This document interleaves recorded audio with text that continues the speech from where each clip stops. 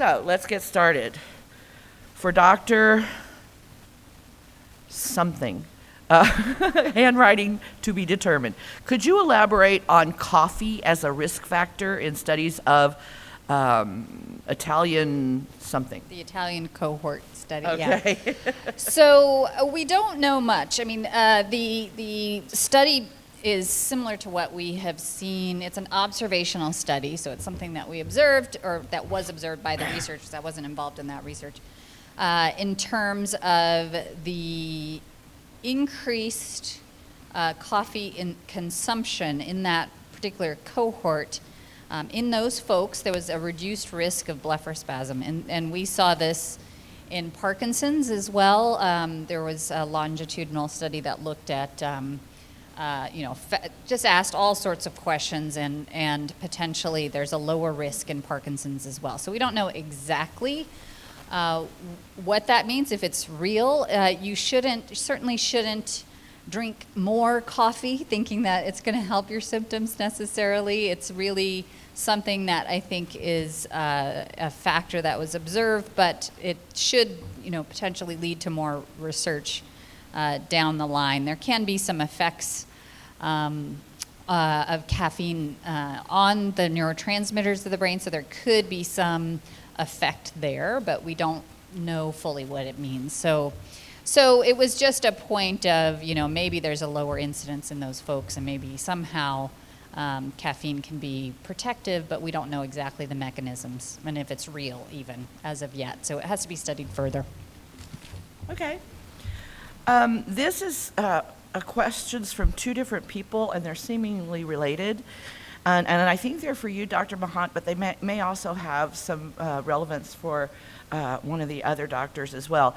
Does having a blepharoplasty improve the results of Botox, or is a limited upper eyelid myectomy a better surgical option? And the other question is, I had blepharoplasty, 100 units Xeomin every 8 weeks, and my eye's still closing. What else can I do?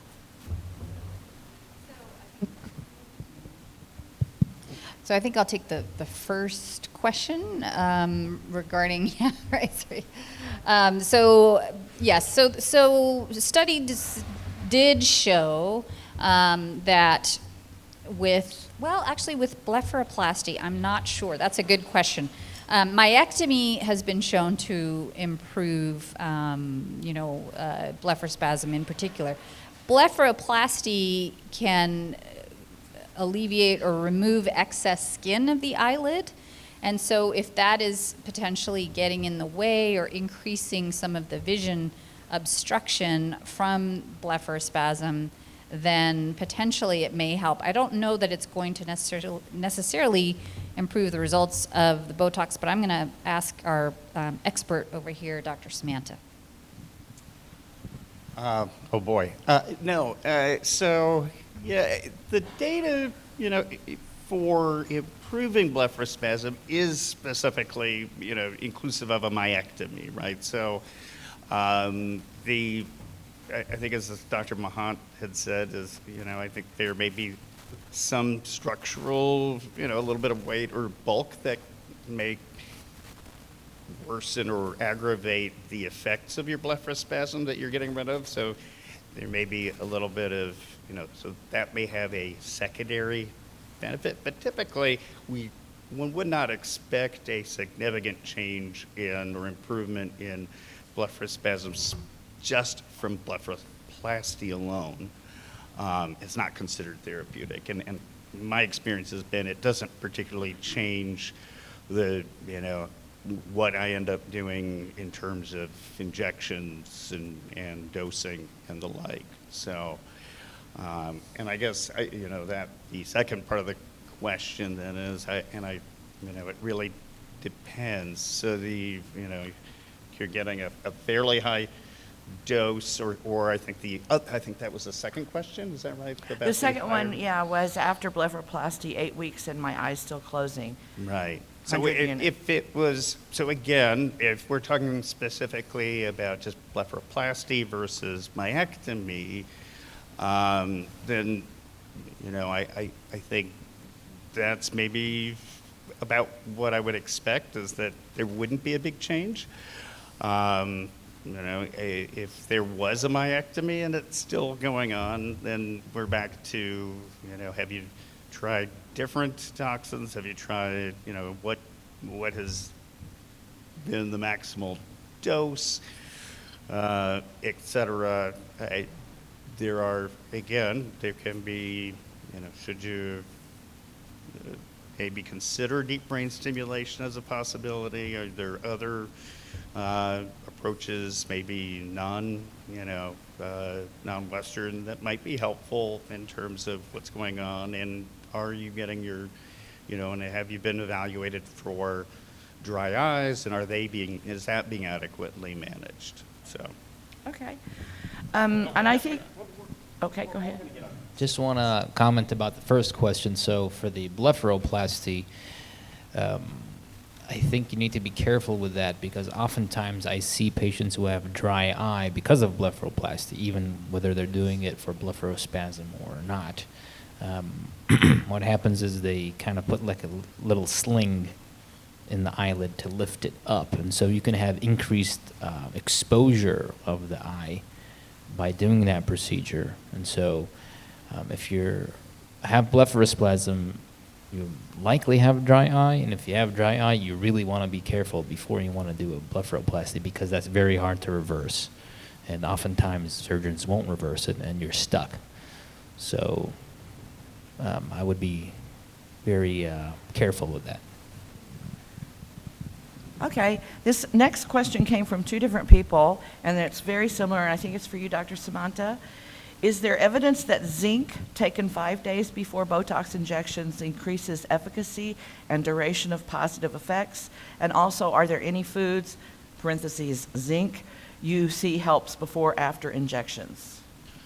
Right. So yeah, that is something that I think had been put forward by maybe more the derm or cosmetic studies. Possibly, I think there was an ophthalmology study as well looking at that. My experience has been that there isn't a clear difference. I think there was that couple of studies have been published, but pretty small, and it may have shown a slight improvement or an extension, but it's not entirely clear what the whole mechanism would be. And in general, I'd say, I've not seen a big difference in practice. I Okay. don't know if you've had any experience with that, or what does that? Zinc. Yeah, the zinc. Okay, this one's for Dr. Subei. Can you damage your eyes by wearing outdoor FL41 lenses inside? Can you over-massage the meibomian glands? Sorry. Typically not. What patients often would do is they would wear regular sunglasses indoors, and that can definitely increase the sensitivity of the eye to all wavelengths of light, and that could make photophobia much worse.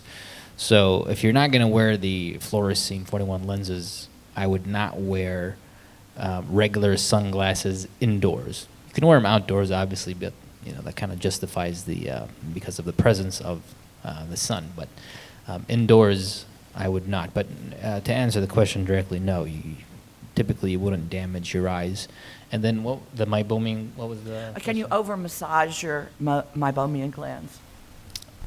I mean, I guess if your skin is getting irritated, I would stop. But otherwise, typically warm compresses is helpful, as well as the massage. And matter of fact, there's something I think I felt like I was pressed for time, so I didn't go over. Intense pulse light therapy, which was used initially for rosacea and other kind of dermatologic conditions, as there's been some studies showing that it can help with meibomian gland dysfunction. So that's you're kind of massaging it, I guess, indirectly. It allows the meibomian gland to, it stimulates it to function more, and it decreases the inflammation that may be clogging it up or causing it to malfunction. Okay, thank you. I have taken baclofen for blepharospasm and MAGE for 4 years with little effect. Is there another med you would suggest I try?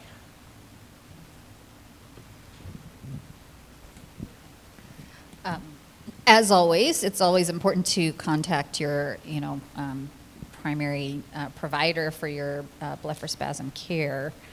But outside of baclofen, as we had discussed, there are some other options. I think there's a question coming up about benzodiazepines I saw in there, so I'm just going to touch on that now. So that is an alternate medication, works a little bit differently. Still a GABAergic, different GABA receptor.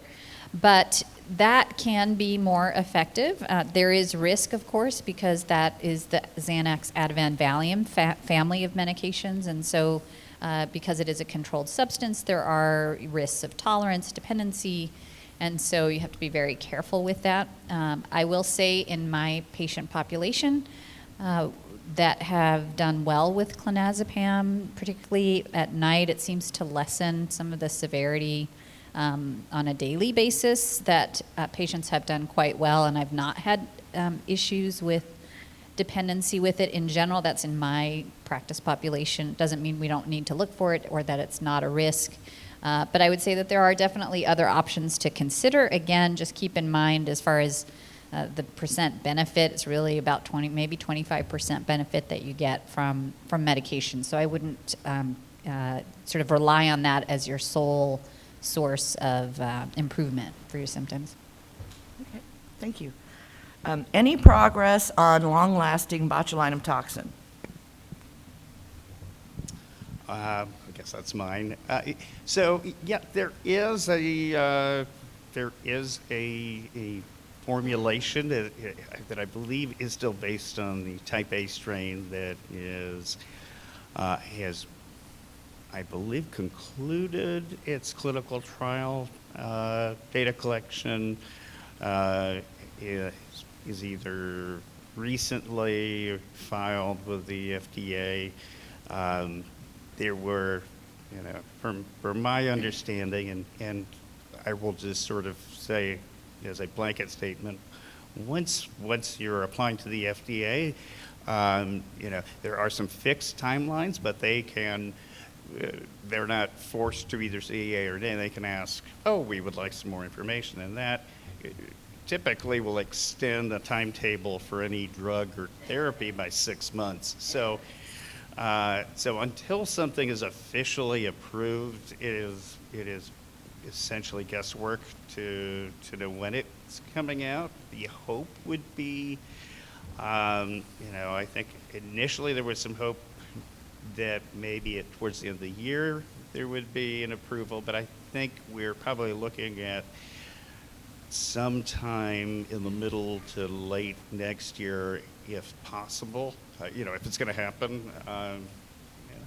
not privy to how the committee that is studying or reviewing this is, what their thoughts are. But the short answer is yes, there is at least one longer-acting botulinum toxin in development, hopefully working its way through the the end stages of the approval process, and with some luck, sometime in the next 12 months, we may be getting a chance to see that becoming available.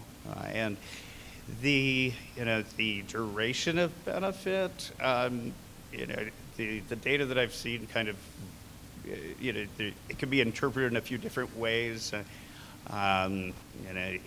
There is probably some benefit out to as much as 6 months, but probably realistically more like a 4 to 5 month window of probably what most of us in the real world as patients would say, this is pretty good, and yet that would be a pretty substantial improvement. That would get a lot of folks down to 2 or maybe at most 3 treatments a year. There are probably many folks in here that are getting 5 treatments a year, and that one person with the question about their myectomy or their blepharoplasty, I mean, that's, yeah, you were talking about 6 plus treatments a year. So that would be a lot more time enjoying the world rather than running back and forth to the doctors. So. Okay, thank you. Dr. Subei, could you comment on the eye drop that temporarily opens eyelids up neek?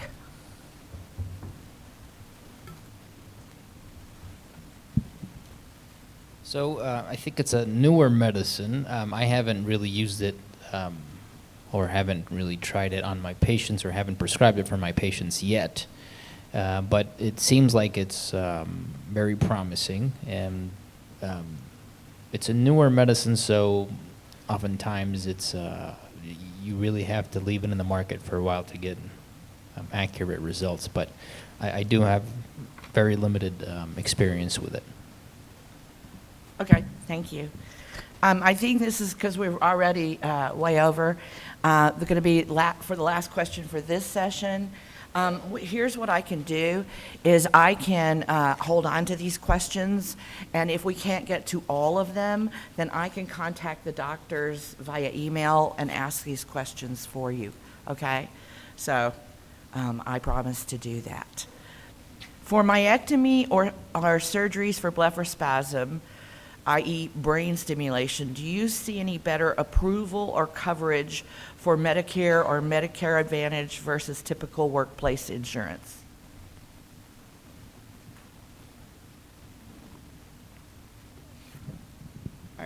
Boy, that's it's one of those questions that's probably the answer is it depends. I mean, that can be regional, it can be plan to plan. I think Medicare has some. They certainly have very specific,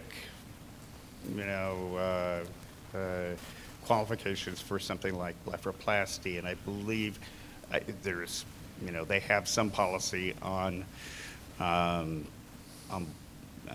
myectomy as well, but I don't know that one is particularly easier or harder to get. We got approval for certainly through Medicare. And insurance plans, boy, there's as many insurance plans as there are different policies. So it really ends up coming down to the individual plan at that point. But so that's not the answer I'm sure they were hoping for. Well, I lied. There was one more, and I have to read it because it's fun. Dr. Subei, I like a good cigar and bourbon every now and then. On a scale of 1 to 5, how might smoke affect dry eyes? Depends on the bourbon, I guess.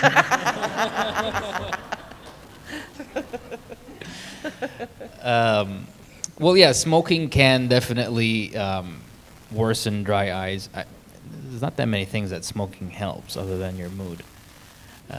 But if I had to give it 1 out of 5, I would say 4. It's really not that great for your eyes, especially if you're indoors or if you're one of those smoke shops or something of that nature where it's smoke everywhere. Yeah, that's definitely, if you got dry eyes, I would goggle up before I go in. Okay. Thank you very much for answering our questions. For Evidente. The first question is, can you have jaw opening and jaw closing when speaking at the same time? Yes, sorry.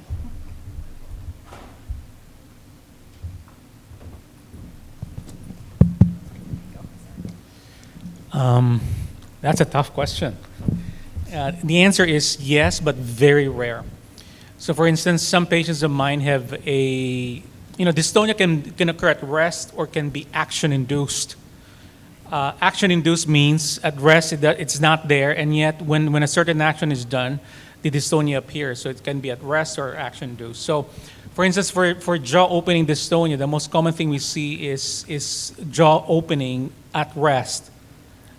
and yet a very small percentage of my patients with jaw opening dystonia, when they speak, when they chew, when they eat, so that's an action now, it triggers the jaw closing muscles. So one is at rest, the other one is action induced, and it's kind of paradoxical. And the only way to prove that is to do electrophysiology. Because last thing you want to do is to inject both muscles at the same time, because that will negate the gains from, injecting one versus the other, because those are opposing muscles. In which case, I kind of, have a heart-to-heart talk with the patient and say, okay, which one is more bothersome to you? Is it the jaw opening or is it the jaw closing? But it's really tough to tackle both, because if you do both the agonist and antagonistic muscles, the net effect will be zero. It's like patient didn't have any injections. Thank you. Okay, the next question is for Dr. Ponce. If DBS does not work, is it easily reversible? And if so, are there permanent issues left from the removal? So a question about reversibility of DBS. It is reversible. So if you turn it off, it's like it's not there. So it just modulates the circuits. I've had patients who've elected to have the battery, the pacemaker, and the wires down the neck removed, but for me not to touch their brain, not to do anything with their brain. So that's an option. And then I've had people who, say, for example, if somebody has an infection, right? The standard of care for an infection is to remove the entire system. So once I kind of release the electrodes from the fixation point behind the forehead, they basically just slide right out. So the hardware is out. There's still the burr hole. Those kind of heal up over time, but there's still, you'd still feel a dent and you'd have the scars. So 4 scars, 1 on each side of the head, 1 behind the ear, and 1 in the chest. And but the short answer is it's reversible, and it can be removed very safely. And what's left over is basically probably a little dent behind the forehead where the burr holes, the small holes in the skull were. Dr. Subramanian, have you heard of muscle activation therapy applied to dystonia? Muscle activation therapy. Like TENS? Whose question was that?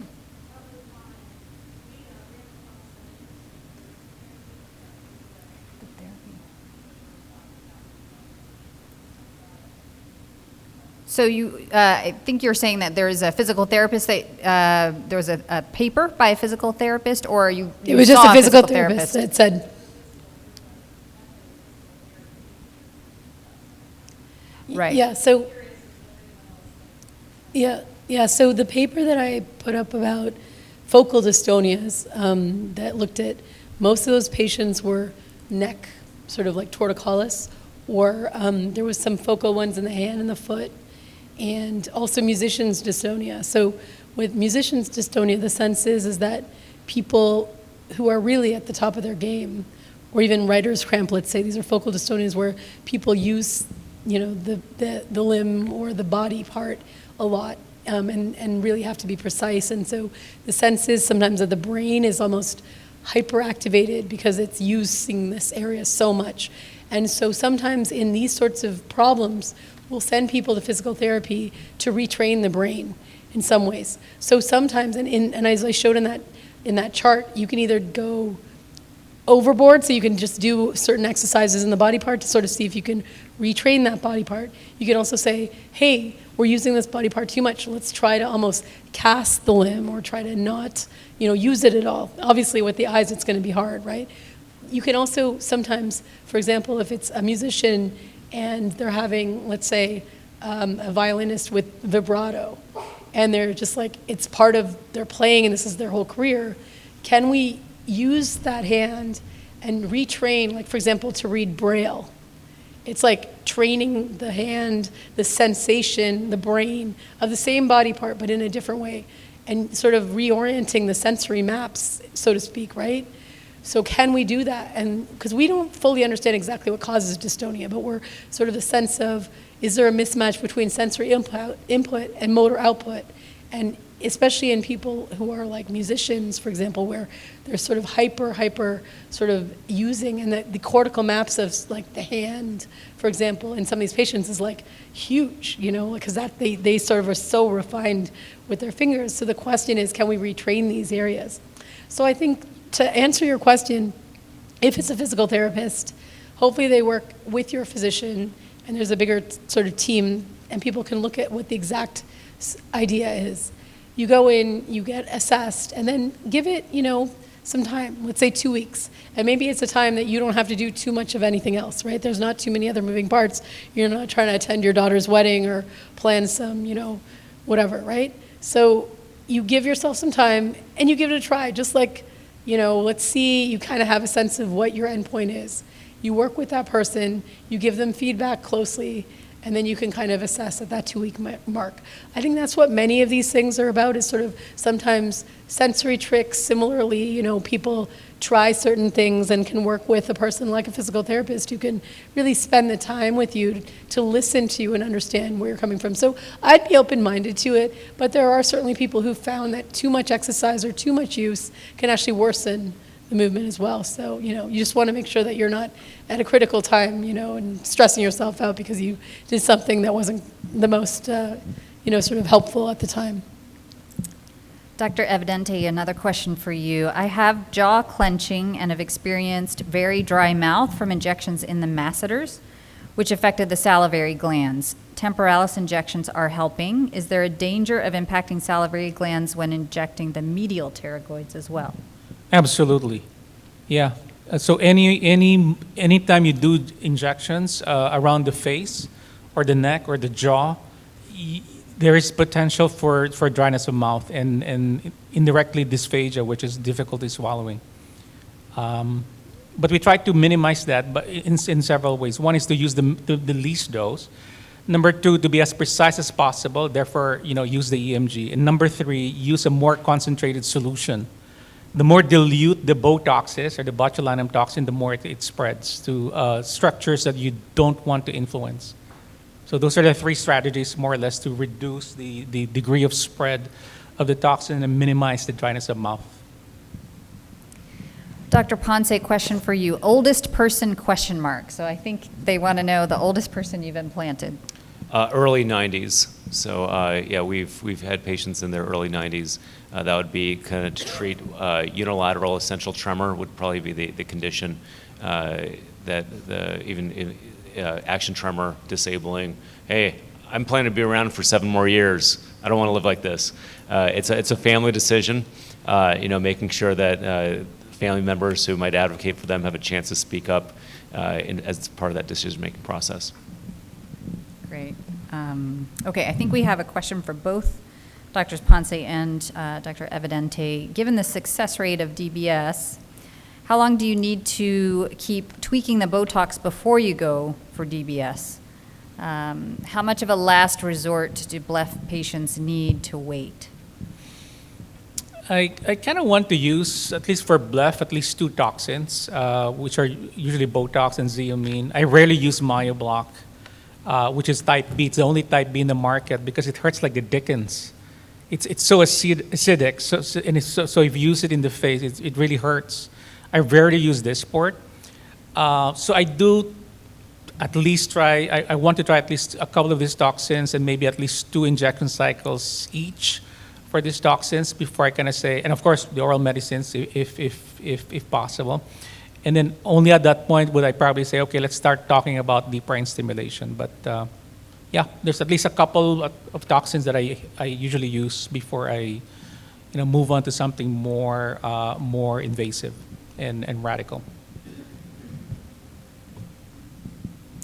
And if you have DBS, can it address blepharospasm and cervical dystonia? I think that was addressed in the talks to some degree, but if you'd like to speak to that, Dr. Ponce. Yeah, it can. If those segmental dystonias that affect multiple parts of the body, DBS can help with.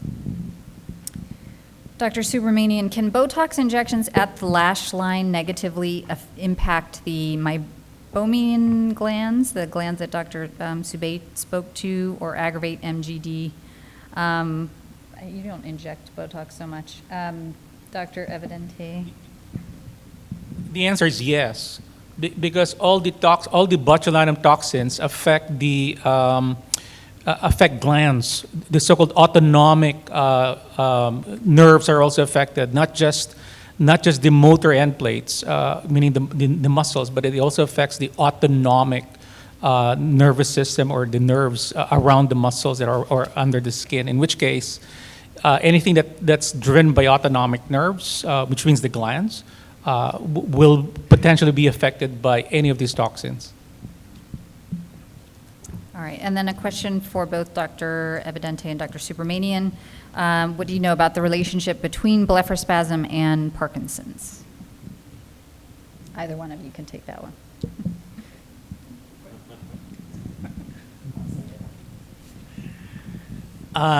Yeah, there is a relationship. So blepharospasm is more common in patients with Parkinson's than the normal population. It can sometimes be driven by the medicines for Parkinson's. So, for instance, I've seen patients with blepharospasm as a dyskinesia from their levodopa, which is the most common drug used for Parkinson's. What's even more common in Parkinson's, though, and Parkinsonian syndromes, is apraxia of eyelid opening. So that's very common. So the main difference between apraxia of eyelid opening versus bleph is that in apraxia, it's a difficulty opening the eyelids. There's no frank spasms or spasm or forceful closure of the eyelids. It's like their eyelids are just so heavy. So we see this more commonly in Parkinson's than we see bleph. But no doubt, bleph is seen in Parkinson's patients. Sometimes responds to levodopa, but at times also can be worsened by their Parkinson's medicines. The fortunate thing is, if patients have apraxia or bleph in the setting of Parkinson's, if you do the DBS, those symptoms disappear. So both the dystonia and the Parkinsonism will improve. And I think the best target for that would be hit two birds at once, then would be the GPI instead of the STN. Did you have a thought? Yeah, I mean, I think that's very reasonable. I have seen actually apraxia of eye opening caused by DBS stimulation as well, so it can be a side effect of stim, but I agree with everything else that you said for sure. And I think I know the answer to this question. How are you going to answer this question, Dr. Evidente? If you do DBS, are you still able to get Botox for blepharospasm if you still have symptoms? Well, it really depends whether DBS, treats the bleph or not. You see, DBS is really effective for each of these conditions. What's tricky though is the programming. So just because your bleph doesn't respond and your Parkinson's does, if you're programmed by one doctor, doesn't mean that another doctor might not be able to solve both. So it's really tricky. Like for instance, when we published that paper on bleph, one of the things that we wrote in that paper is that you really have to stimulate real deep the most ventral contacts, the deepest contacts. So for instance, the medtronic lead has 4 contacts. From up to down, so from dorsal to ventral. So in that paper, we wrote that the most effective contacts for bleph were the deepest contacts. And yet usually when Dr. Ponce targets, it's the middle contacts, right? Like for instance, for the percept lead. So he usually puts the sweet spot for the hand, usually because of the hand tremor. He puts the sweet spot in the second and third contacts of the 4. Whereas for bleph, it's not the 2 middle contacts, it's the deepest contact that we usually have better success with. So, but can you stimulate both contacts or 3 contacts or all 4 contacts? Absolutely. Okay. Dr. Subramanian, I think this is for you. It says name of books, so I think it's those 2 books that you had put up earlier. What were the books? Dr. Vivek Murthy and the other one. So the first one was Together, which is, it came out right at the beginning of the pandemic. And then Norina Hertz's book, which is called The Lonely Century, just came out. And that actually includes a lot of information around the pandemic as well. Both very interesting. And Norina's book is actually pretty scary about the consequences. And she describes lots and lots of populations and includes some really up-to-date data. So urge you to read both, but yeah, great books for sure. So this question for you, Dr. Ponce, I think you might be able to speak to this. So for some reason, this patient says, my neurologist said I am not a good candidate for DBS, afraid of seizures. So I'm not sure if the patient has a seizure disorder or they're asking about, or the neurologist is concerned about the risk of seizures for DBS implant. And then there's a secondary question that I'll pose to Dr. Evidente. I think so far as candidacy, the gatekeeper is the neurologist, and different neurologists have different tricks up their sleeve and different preferences. For example, there are neurologists that manage Parkinson's disease and never incorporate DBS as part of the strategy, because it's an electrical therapy, and they're like, you know what, I'm not going to deal with the programming. I don't offer this, and so it's very much dealer's choice with the neurologist. So that's where first fellowship trained movement disorder neurologists, did they in their fellowship did they train using DBS? And then a second opinion. A second opinion is very reasonable, and I think there's certainly referrals I get that I'm more comfortable with coming from a given neurologist versus a generalist. Somebody may come in, I'm like, I don't know if this is going to work for this patient, but if it comes from a neurologist that does a lot of this, I'm sure they know what they're doing. So, and I'll chat with them afterwards. So far as seizures go, the risks of the operation would be things like you can get bruising, right? As if you get knee surgery, right, you kind of expect the knee's going to be swollen. You're not going to be able to have full range of motion. You're going to be recovering. You're not going to walk in it. You're going to take pain meds. The brain doesn't have pain fibers. So the equivalent of that kind of, you do the same knee operation on 100 people, you'll have different degrees of swelling. The same thing in the brain doesn't manifest in pain. It can manifest in confusion. It can manifest in like a speech problem that goes away as the swelling goes down. The swelling goes down, and it can manifest in a seizure. So I think I had a string of seizures where I was saying 1 or 2 a year back like 5 years ago. I don't see them very often right now, but it's certainly a risk, and we don't preempt it. We respond to it. If we were to see a seizure, we'd give medicine, and typically what happens is we don't see another seizure, and then the neurologist stops the seizure medications eventually. So a seizure is a risk. Epilepsy is extremely rare. If I would go so far as to say it's not a risk. You're not going to have permanent seizures. And under the neurologist's care, discontinuing any epileptic medication we start for that seizure should be an inevitability. So short answer is seizure is a risk, but it would be kind of a recovery event that should be temporary. I have a patient with a seizure disorder that did have DBS implanted by Dr. Ponce, and there was no increase in her seizures post DBS implant. So question for Dr. Subramanian and Dr. Evidente in terms of what you know about transcranial magnetic stimulation as a therapy for movement disorders in general. I'm not sure how much there's out there for blepharospasm and MAGE, but. So I think this is a very interesting area. There's been a lot of research, not just in movement problems, but also in mood. I think TMS has been approved, I think, for some areas of depression.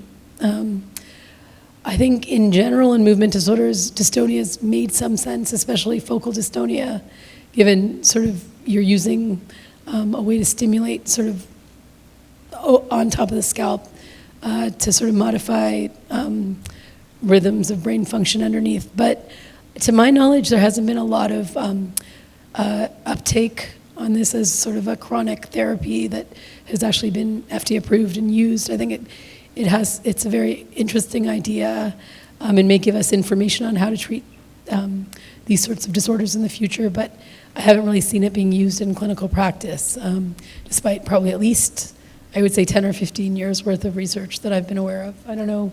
No, I'm not into that. Great. Okay. So, Dr. Evidente, I do have a question for you, and then a last question for each of you. So, Dr. Evidente, how do I make the right decision between myectomy surgery versus DBS? Well, if you're afraid of a brain surgery, I guess, myectomy might be the first thing you do. The thing about myectomy, though, is that it's not reversible, right? You cut the wrong muscle, you're screwed. And I think, what was the success rate based on that presentation of yours? Did you say, what, 50% for myectomy? For myectomy, actually it was higher than that, but they still needed to get Botox. Exactly. Generally, I think compared to DBS, it is more patients seem to need ongoing Botox, maybe at a lower dosage, but. Right, right.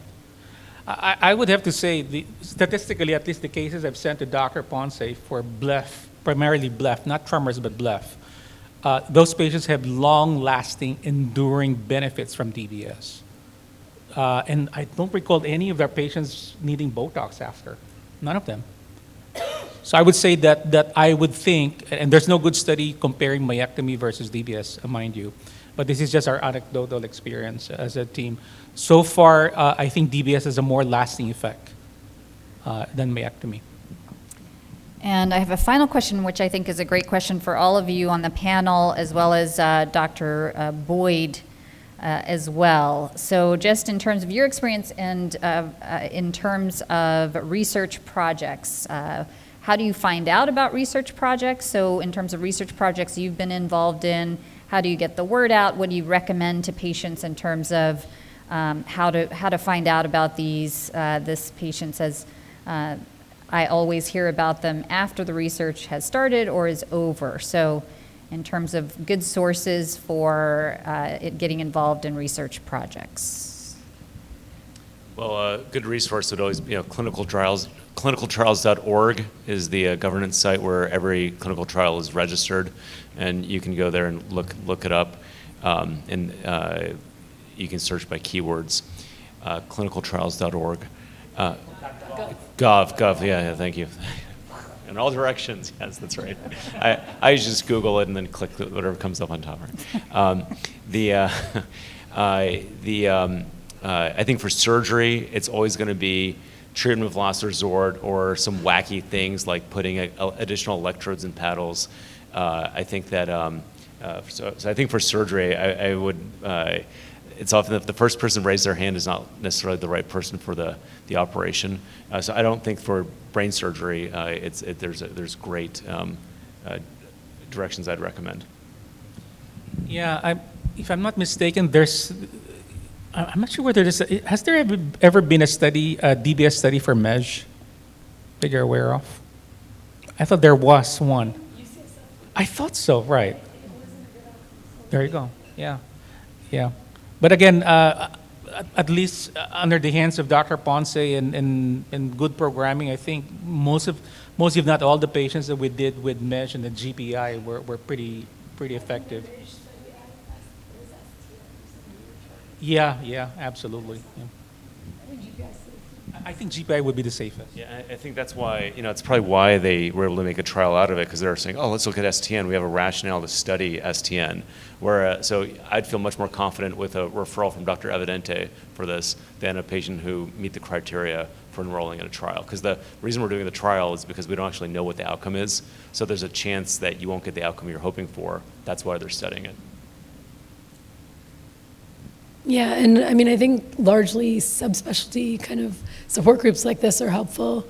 I think, we all love patients who want to be involved in trials, and we need more diversity and representation for sure in trials, as I mentioned.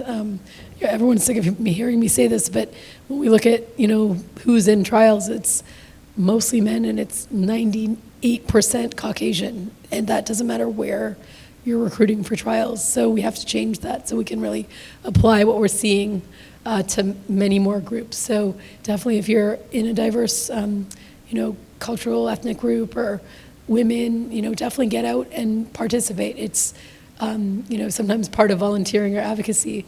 That said, there are patients that I've taken care of, and it just depends on, who, it can be regardless of what disease, that are always interested in being in a trial rather than accepting sometimes known standard therapy that works.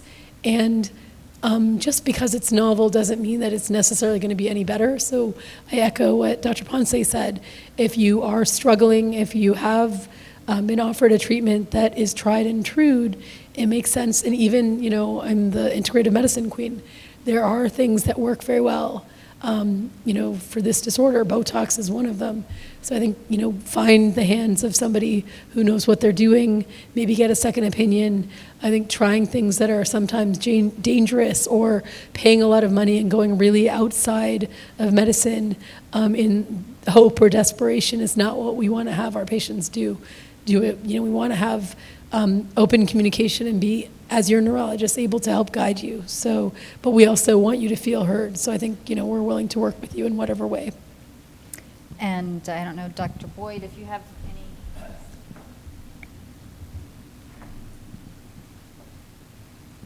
I'll just add that a lot of times with small pilot trials, the doctor conducting the trial is using their own patient database. They want to know that the injection technique is standard if they're adding on a second therapy or whatever. So often there's not an opportunity for other people to participate. However, keep your eye on the newsletter. And last year at this time, we announced a study that Dr. Jenna was doing at Emory University. He was looking for participants, and we published it in our newsletter. So when we're aware of somebody looking for subjects, we try to get the word out too.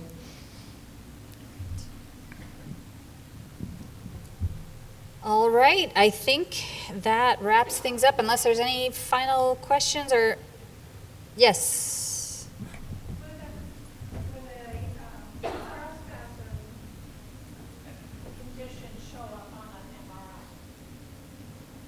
Say that again. Would there be on an MRI?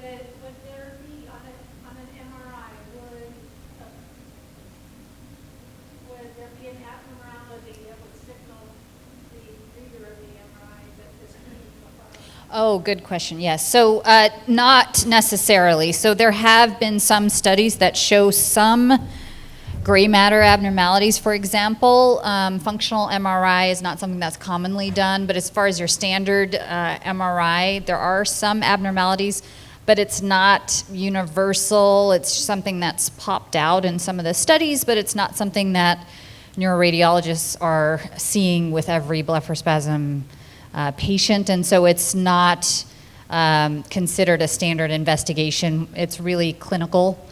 Picture is how we diagnose blepharospasm. So very good question.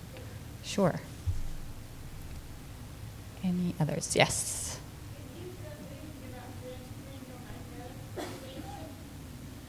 You had a question about transcranial magnetic stimulation? And what was the question? I'm sorry, I could. Oh, yes, they did address it. I don't know if. Yes, there was a question on that, and I did. Yeah, I did. Anybody want to recap the? I guess you missed it. Yeah, so we make that short to TMS, which stands for transcranial magnetic stimulation, TMS. And what I had said was that it has been studied. It's been studied in various disorders for about at least 15 years. And I believe it's FDA approved for depression and certain mood disorders. In focal dystonias, there's been an interest, and I'm not aware of it being used clinically, despite, I think, a lot of research being done in it. Some of that it may have to do with cost and efficacy and really practicality of using it.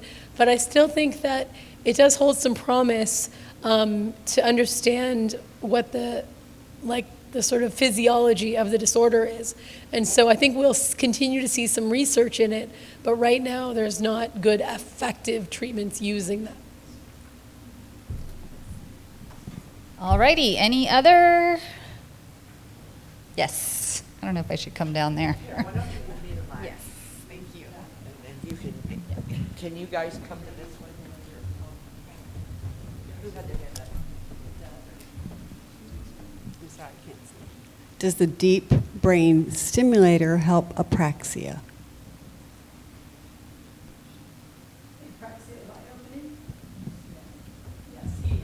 Yes and no, because Dr. Subramanian also pointed out sometimes it can be a side effect. And I think that's most commonly seen in ST and DBS, apraxia violet opening, not so much with GPI. then it can potentially benefit. Right. Right, because it does help the underlying blepharospasm. So on top of that, it could help the apraxia as well. And just as a follow-up to my earlier question, is Parkinson's always detectable on an MRI? No. A DAT scan is what's used to detect Parkinsonism. It's a dopamine receptor binding study. And there are some dopamine changes, binding changes that are seen in blepharospasm, but it's not risen to the level of a test that we can recommend at this point. One thing about TMS. One little thing about TMS that I think I find useful. When it was FDA approved for depression, the Center for Medicaid and Medicare Services had a non-coverage policy. So they're like, great, it's approved, but we're not going to pay for it. And because it's reversible and it's the risk is low, the risk you have financially is that TMS centers can happily say, I'll take your money, cash pay, because insurance isn't going to cover it, and let's try this out over the next 6 months, twice a month, and you're going to be paying for it, and there's no guarantee of efficacy. And because the risk is so low and it's reversible, they can try whatever they want on your dime. And so so that was kind of what happened with depression. It was approved for depression, but Medicare said, yeah, but we're not going to pay for it. They can do that. That's happened in a number of FDA-approved therapies. So just be, caveat emptor, right? Buyer beware when you go to a TMS center that they're happy to take your money.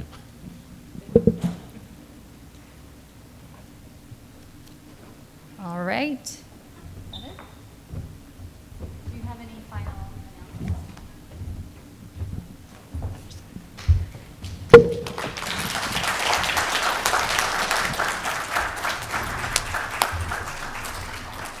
Thank you, Doctors Mahant, Subramanian, Ponce, and Evidente. What great speeches we had today.